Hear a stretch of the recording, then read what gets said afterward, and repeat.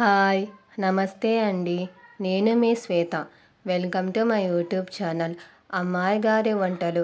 Today recipe is gudannam. కన్నడలో గూడన్నంని బెల్లమన్నం అని అంటారు. దాని తయారీ విధానం చూద్దాం. Let us start the recipe. ఒక బౌల్లో 1 గ్లాస్ బియ్యాన్ని వేసి సరిపడా వాటర్ని పోసి 2 to 3 టైమ్స్ వాష్ చేసుకోవాలి.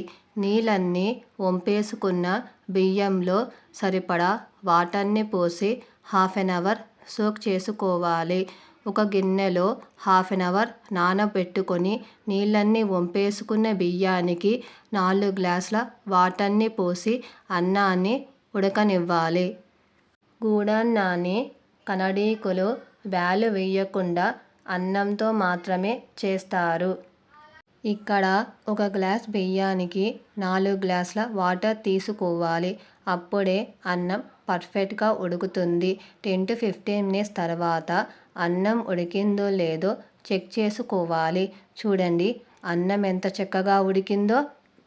బెల్లం పాకానికి నాన్ స్టిక్ గిన్నెలో 1 గ్లాస్ బెల్లానికి పావు గ్లాస్ వాటర్ని పోసి బెల్లాన్ని కరిగించుకోవాలి. స్పాచులాతో బెల్లం ముక్కలని నొక్కుతూ బెల్లాన్ని కరిగించుకోవాలి. బెల్లం పాకం మరీ జిగురుగా ఉండాల్సిన అవసరం లేదు. బెల్లం జస్ట్ వాటర్లో కరిగితే చాలు. బెల్లం పూర్తిగా వాటర్లో కరిగాక ఇప్పుడు అందులో ఉడికించుకున్న అన్నాన్ని వేసి అంతా కలిసేటట్టు ఒకసారి కలుపుకోవాలి. మధ్య మధ్యలో నెయ్యిని వేస్తూ అంతా కలిసేటట్టు ఒకసారి కలుపుకోవాలి. చివరిగా ఫ్లేవర్ కోసం 1 టేబుల్ స్పూన్ ఇలాచీ పొడిని వేసి ఒకసారి కలుపుకొని దించేసుకోవాలి.